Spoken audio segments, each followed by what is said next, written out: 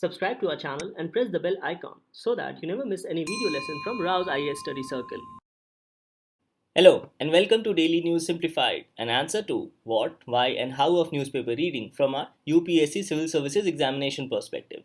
Now today we shall discuss the New Delhi edition of the Hindu newspaper dated 20th March 2021. The news to be discussed has been displayed on your screen and timestamping for the same has been provided in the description box below. And for those of you who have not attempted the pre-parikshan test, please take the test as soon as possible as it will help you in evaluating your performance. Now let's take up our first news for discussion. It appears on page number 1 and also on page number 8. It says Centre asks High Court to stop WhatsApp new privacy policy. Now according to this news, the central government has filed a petition in the Delhi High Court whereby they have asked the High Court to restrain WhatsApp from implementing its new privacy policy, which is going to take effect from 15th May 2021. Now from your prelims point of view, you must know about this particular rule, that is the Information Technology Intermediary Guidelines Rules 2011. So let us understand this particular news in the backdrop of this IT Rule 2011. So according to this rule, companies or intermediaries who collects, stores or deals with data must publish privacy policy whereby such privacy policy also must provide for safeguards against data misuse. So according to the central government, WhatsApp has not updated its privacy policy or WhatsApp has not published the new privacy policy as per the IT Intermediary Guidelines Rules 2011. So in this regard, the central government claims that privacy policy of WhatsApp violates the 2011 IT Intermediary Guideline Rules. Further, the central government also states that WhatsApp has not clarified what type of personal sensitive data it is collecting from users' data. So basically WhatsApp will collect users' data. And here the central government also claims that WhatsApp has made no distinction between personal data and sensitive personal data which WhatsApp will collect. Another problem highlighted by the central government is that data of users is also shared with third-party service providers, and details of such third-party service providers is not provided by WhatsApp.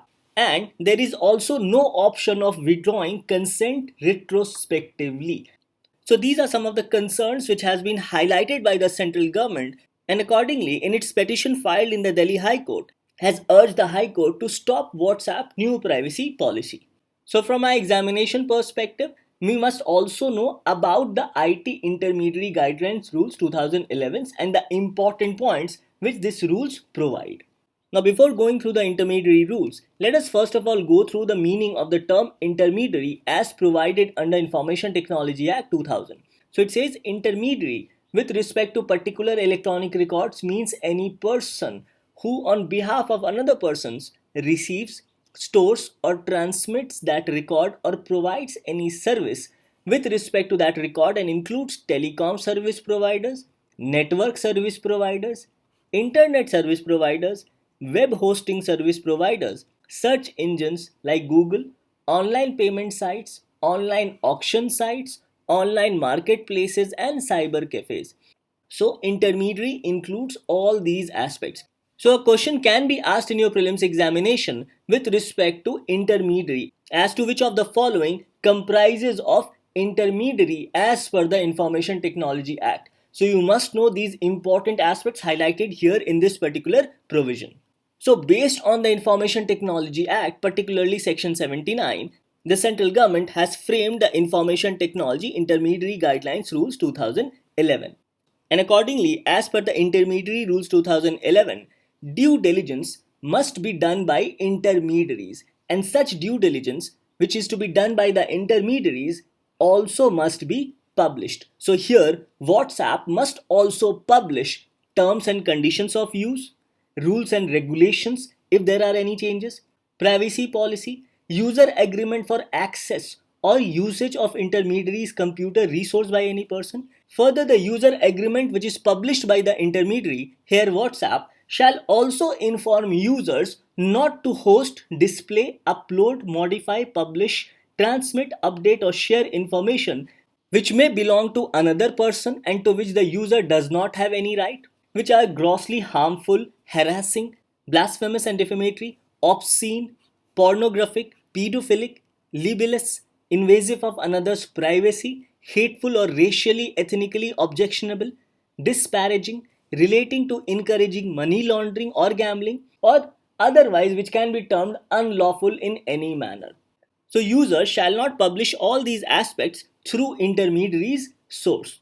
Further, also such aspects which harm minors in any way, infringes any patent, trademark, copyright or other proprietary rights, violates any law for the time being in force, which deceives or misleads the addressee about the origins of such messages, or communicates any information which is grossly offensive or menacing in nature. Here it is mentioning about fake news as well as hate speech, as such news can harm the social fabric in our society.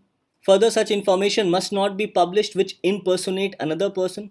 Such aspects must not be published which contain software viruses or any other computer code, files or programs designed to interrupt, destroy or limit the functionality of any computer resource, or any information should not be published on the intermediary site which threatens the unity, integrity, defense, security or sovereignty of India, friendly relations with foreign states or public order, or such information which causes incitement to the commission of any cognizable offense or prevents investigation of any offense, or is insulting in any other nation.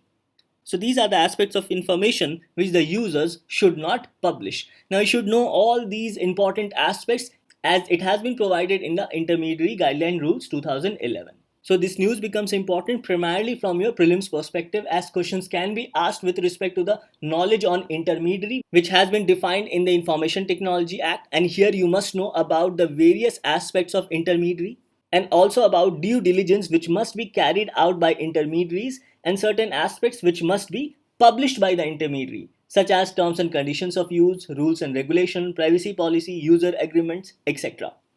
So this topic becomes important both from your prelims and mains point of view. Now in the prelims, question can be asked on the aspect of governance, whereas in the mains, question can be asked under GS paper 2 under governance, especially regarding challenges to internal security through communication networks and also role of media and social networking sites in internal security challenges.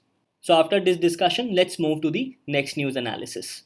Now the next news to be discussed appears in the editorial section. It says Delhi undermined.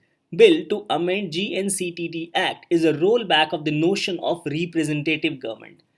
So this editorial highlights that the Government of National Capital Territory of Delhi Amendment Bill 2021, which aims to amend the Government of National Capital Territory of Delhi Act 1991, is a rollback from the decision of Supreme Court given in 2018 on the relation between Council of Ministers of Delhi and that of the LG.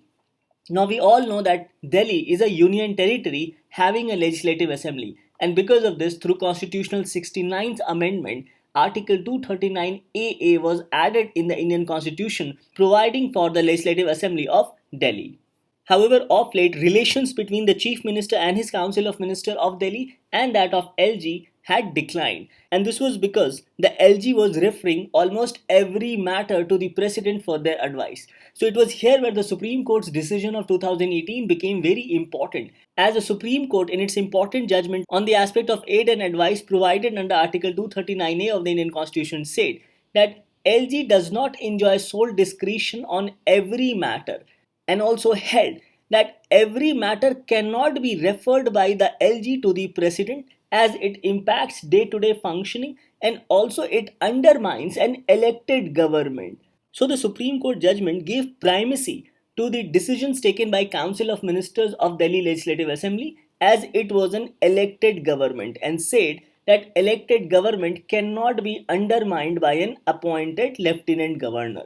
Now this editorial highlights that this particular amendment introduced by the government aims to reverse the decision of Supreme Court of India, as according to the bill, all references to the government would mean all references to the Lieutenant Governor.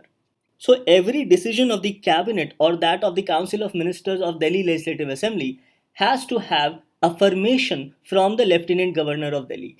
And this, according to this editorial, is a rollback of the notion of representative government, as it gives primacy to the opinion of an appointed Lieutenant Governor by the central government. Further, this will also increase friction in the functioning of Delhi Legislative Assembly and this Council of Ministers and with that of LG, as LG will have primacy over the decisions taken by the Council of Ministers. Now, the 2021 bill, which aims to amend the Government of NCT Act 1991, also prohibits Delhi Legislative Assembly to make any rules to enable itself or its committees to consider matters of day-to-day administration of National Capital Territory of Delhi. It prohibits the Delhi Legislative Assembly to conduct any inquiry into administrative decisions, and it further says that all such rules made before the enactment of this particular act shall be void. That is, the rules made before the Government of National Capital Territory of Delhi Act 1991 shall be void. The 2021 bill further says that it requires LG to reserve such bills which covers any matter outside the purview of powers of Legislative Assembly of Delhi, and the bill further requires that on certain matters as specified by the LG of Delhi, his opinion must be obtained before taking any executive actions on the decisions of minister or council of ministers. So these are the amendments which has been introduced through the 2021 bill to amend the Government of National Capital Territory Act 1991. Now this topic becomes important both from your prelims and mains point of view. In the prelims, this topic gets covered under Indian polity and governance, and in the mains, it gets covered under important features of the Indian Constitution, especially with respect to Article 239AA of the Indian Constitution, which was added by the Constitution 69th Amendment Act, and also functions and responsibilities of the Union and states, particularly with respect to the issues and challenges pertaining to the federal structure. So with this discussion, let's move to the next article. The next news to be discussed appears on page number 6 as a lead article and also on page number 13 in the Foreign Affairs section. This lead article says that the message in Alaska from Washington to Beijing. The Quad partnership could mount a counter challenge to China, but India's steps will be more nuanced. And this news on page number 13 says that new phase of US-China ties comes with test for India. Any reset in relations from turbulent Trump era is unlikely. Now both these important news highlights about two important global events which has taken place very recently and which has certain repercussions for India. The first is the Quad summit in which India is also a partner along with United States, Australia and Japan, and second is the sharp exchange between US and Chinese officials in Alaska. And to add to this, both US and Russian president have exchanged ugly words with each other. And this also mounts problems for India. So it is in this backdrop, let us understand the implications for India, especially with respect to Quad. Now regarding Quad, the lead article says that the Quad had three important messages. First is the fact that America is back in terms of taking a leading role in the global world order. Second is the fact that America wants to tell China that it views China as a primary challenger to its leadership role in the global world order. And the third aspect is that Quad leadership, namely of US, India, Japan and Australia, is ready as a counter challenge to China, but although through soft power mechanism. So these are the three messages which has been highlighted in this particular lead article. So regarding these three messages, this article mentions about the fact that three important issues were raised at the Quad summit. First is China's coercion of Australia. Third is China's harassment around Senkaku Islands, and third, China's aggression along India's borders. And based on this, the Quad members is trying to send a message to China that the democracies of the world is not happy with China's coercion and aggression with Quad partners. Now regarding Senkaku Islands, it is in the East China Sea and very close to Taiwan. Now this becomes an important point from your prelims perspective regarding Senkaku Islands, as questions can be framed especially with respect to world map. Now apart from this, the Quad summit also highlighted about the 3 C's working groups.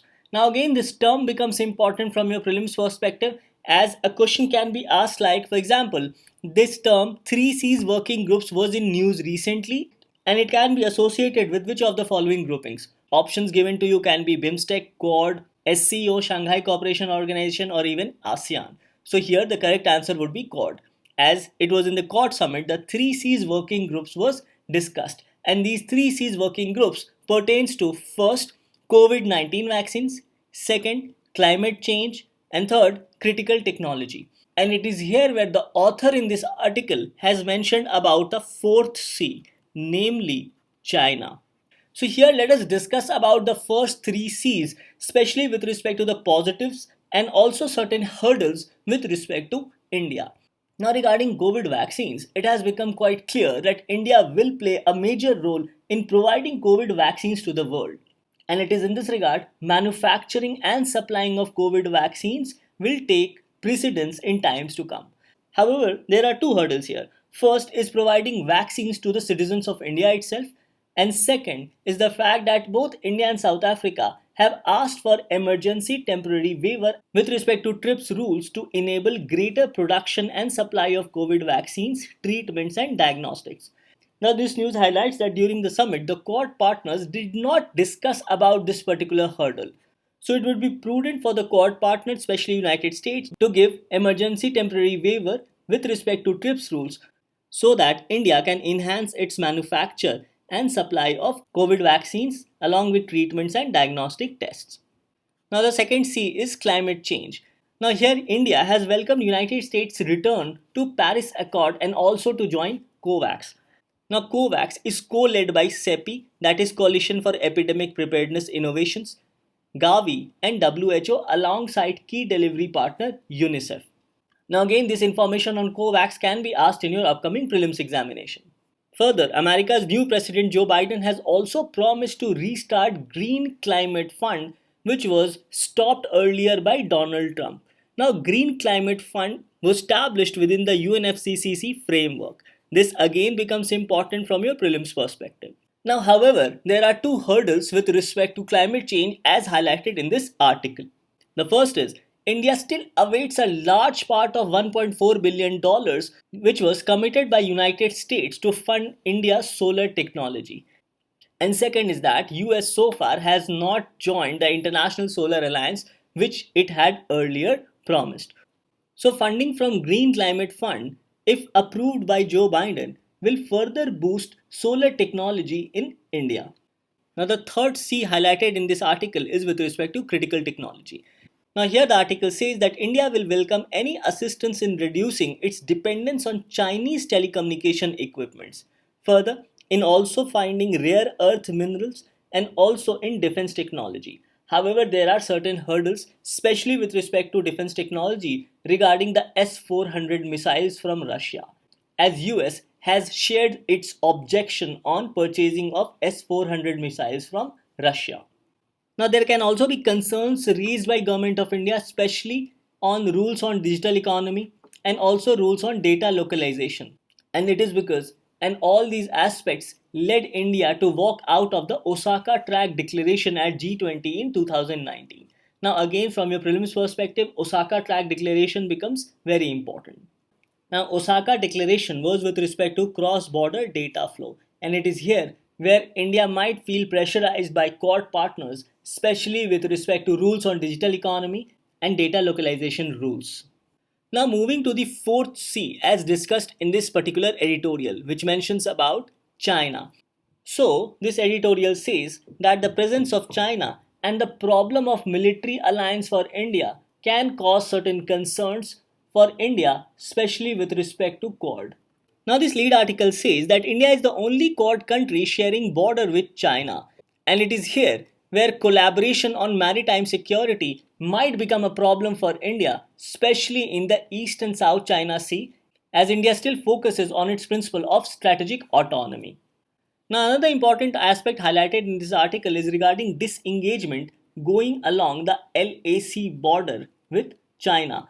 So the article says that if any step is taken by Quad members, then it may antagonize India's disengagement process, which is currently going along the LAC. So India has to counterbalance its immediate concerns and also with respect to its future engagements. Now, this article also highlights another important aspect. It says that violence at LAC has left India with three important long term strategic decisions. First, more expenditure would be done by Government of India on troops, resources and infrastructure along LAC, and Government of India can never leave the LAC unarmed. Second, the article mentions about a two-front situation, that is war on both fronts, on one front by Pakistan and on the other front by China. So India has to deal with this two-front situation or two-front war. And third, India's continental threat perception. And here the article says that the government of India needs to prioritize its immediate continental threat, namely along the borders with China, against any maritime commitments made by Quad in the Indo-Pacific region, particularly in the South China Sea. So the article says that the government of India's approach must be balanced, especially taking care of its immediate continental threat perception. So these are some of the important aspects highlighted by this article regarding the fourth C aspect, mainly that of China. Now, regarding setting its priorities, the government has said that it intends to broaden space for its strategic autonomy principle rather than narrowing its bilateral choices. Further, the government of India has said that it views Quad as any other multilateral engagement, such as BRICS, BIMSTEC, or even Shanghai Cooperation Organization. And on the lines of its strategic autonomy principle, Government of India has said that it intends to broaden space for its strategic autonomy principle rather than narrowing its bilateral choices or rather than narrowing its bilateral relations. So India clearly does not want to antagonize China and does not want to become a part of military alliance just like Australia and Japan. So, considering all these aspects, the author in this article has concluded by saying that Quad's ideology, namely that of diamond of democracies, can only succeed if it does not insist on exclusivity in India's strategic calculations. And here, the author says that India's Quad strategy will be guided by both aspects, that is, priorities given close to land, namely the border tension with China, and second, friendship with democratic nations. So these are the aspects which has been highlighted in this particular lead article appearing on page number 6. Now regarding the news appearing on page number 13, it says, now regarding declining relations between US and Russia, it highlights that this will particularly pose a threat for India's diplomacy, starting with affecting India's defense supplies from Russia, with US making it clear that importing Russian equipment like S-400 missile defense system will attract sanctions, as well as US withholding high-tech exports. So India has to take a very balanced approach amid declining US-Russia relationship. Another part of this news says that while India confronts its own problems with China amid a slow-moving disengagement process along the LAC, it has still made clear it does not want to be part of any alliances. The balancing act is reflected in India's varying multilateral engagements ranging from Quad to groupings like RIC, that is Russia, India, China, the BRICS, China and Russia-led SCO, that is Shanghai Cooperation Organization. Now another hurdle for India is that it highlights that US-China divide will also mean a tightrope walk for India at the UN Security Council, where it is serving a 2-year term as non-permanent member, as the split between US, UK, France on one hand and Russia and China on the other hand grows even wider. So this article has also highlighted about the split among the P5, that is permanent 5 nations in the Security Council, where the US, UK and the France appears on one side and China and Russia appears on the other side. So India, being a non-permanent member in the United Nations Security Council, also has to balance this particular aspect. So both these news becomes important from our prelims and mains point of view. In the prelims, this topic gets covered under current events of international importance, and in the mains gets covered under GS paper 2, especially regarding India and its neighborhood relations and bilateral, regional and global groupings and agreements involving India or affecting India's interest. So after understanding some of the important terms in this particular discussion, let's move to the next article. Now the next news to be discussed appears on page number 13. It says, Houthis march on Yemen's Marib. Now this news highlights about a city of Yemen, namely Marib. Now since UPSC has been asking questions on these important cities in news, so in this regard you must know that Marib is a city which is located in Yemen. So this particular news highlights that Yemen's Iran-backed Houthi rebels have made major advances in the Marib city and have been pushing the government to seize the Marib city, which was earlier a stronghold of the government in the northern region of Yemen. Now regarding Marib, it says that Marib houses a key oil refinery which produces almost 90% of Yemen's liquefied petroleum gas. So the area of Marib is an energy-rich area. Now because of the ongoing war between Iran-backed Houthi rebels and the government of Yemen, it has resulted in severe fuel shortage across many areas in the country. The news says that the fighting in Marib could displace at least 385,000 people according to the UN Migration Agency. Another important aspect highlighted here is that Yemen has been convulsed by civil war since 2014 when the Houthis took control of the capital, that is Sana'a, forcing the government of President Hadi to flee south, then to Saudi Arabia. So in this news, you must know about the location of Marib, which is in Yemen, as you can see in this particular map, and also the fact that Iran-backed Houthi rebels in Yemen are slowly displacing the government in Yemen. And from your prelims perspective, this news gets covered under current events of international importance. With this, let's move to the next news discussion. The next news to be discussed appears on page number 9. It says government questions global hunger index method. The MP asks why India was ranked below countries such as Nepal, Bangladesh and Myanmar. So from this news, you need to know about global hunger index as questions can be asked in your prelims examination. Now this news highlights that India has been ranked at 94th position out of 107 countries in the 2020 report of Global Hunger Index. And accordingly, India has been given a score of 27.2. Now let us first of all understand the meaning of the score. Now regarding the score of Global Hunger Index, it ranges from 0 to 100. And a score of 0 is considered to be the best score, that is no hunger. And a score of 100 is considered to be the worst score. So based on this parameter, India has been ranked at 27.2 and has been categorized under the serious countries. So different categories as per Global Hunger Index are alarming, whereby the GHI score ranges from 35 to 49.9, serious, where the GHI score ranges from 20 to 34.9, moderate, where the score ranges from 10 to 19.9, and low, that is where the score is below and equal to 9.9. And for the 2020 report, India has been placed in the serious category, having a score of 27.2. And this particular aspect of this particular report has been questioned by MP in the Rajya Sabha. Now the score of Global Hunger Index is categorized based on 4 parameters, namely undernourishment, second, child wasting. Now child wasting means such children under the age of 5 years of age who have low weight for their height. Third is child stunting. Now child stunting is again for such children under the age of 5 years who have low height for their age. And both child wasting and child stunting reflects undernutrition among children. And the fourth aspect is child mortality, where child mortality refers fatal mix of inadequate nutrition and unhealthy environments.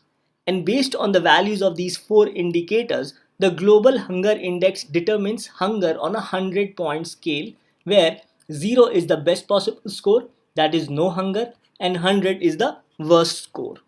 And each country's GHI score is classified by severity from low to extremely alarming. So these are some of the points which you can remember from your prelims point of view, especially with respect to the Global Hunger Index. Now regarding who publishes Global Hunger Index, it is a peer-reviewed annual report and jointly published by Concerned Worldwide and Welt Hunger Life. And this report is designed to comprehensively measure and track hunger at global, regional and country levels. It further says that the aim of Global Hunger Index is to trigger action to reduce hunger around the world.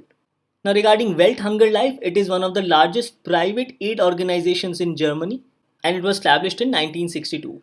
Now regarding Concerned Worldwide, it is an international humanitarian organization dedicated to tackling poverty and suffering in the world's poorest countries. So again, if a question is asked as to who publishes Global Hunger Index, then it is published by Concerned Worldwide and Welt Hunger Life. So in this news, questions have been raised with respect to the report published by Global Hunger Index. And this is because having a score of 27.2 and being ranked at 94 out of 107 countries, India has been ranked behind Nepal, Pakistan, Bangladesh, Indonesia, among others, and there are only 13 countries which fare worse than India. These countries include Rwanda, Nigeria, Afghanistan, Liberia, Mozambique, Chad, among other countries. And also the fact that both India and Sudan share the same ranking, that is both countries have been ranked at 94 places. So because of this, questions have been asked on Global Hunger Index report of 2020.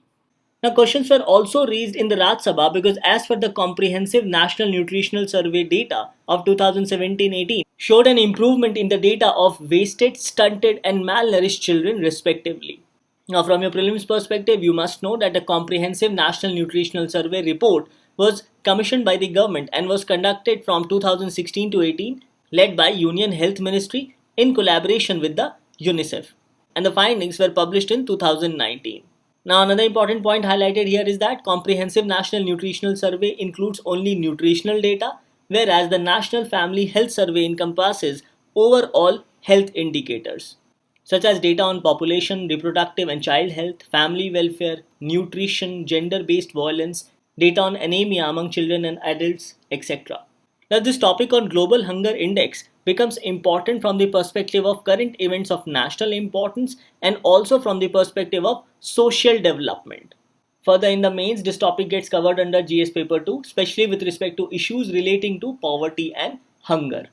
So, with this discussion on Global Hunger Index, let's move to the question for the day. Now, based on our discussion, this becomes your practice question for the day. The question is, Osaka track declaration seen in the news is related to. Options were A. Free and open trade on services, B. Data localization, C. Containment of refugee crisis, and D. New groupings of democratic nations. Now, coming to the answer of yesterday, the question asked was regarding match the following pairs, in which cities in news were asked along with countries. Now, in this, the first, the second, and the fourth are correct option, whereas the third and the fifth are incorrect option, as Kirkuk is located in Iraq, whereas Houthis is located in Saudi Arabia. Now, regarding the options, two similar options were provided. So, in this regard, the correct answer here becomes 1, 2, and 4 only. With this, we come to an end to today's discussion. Thank you.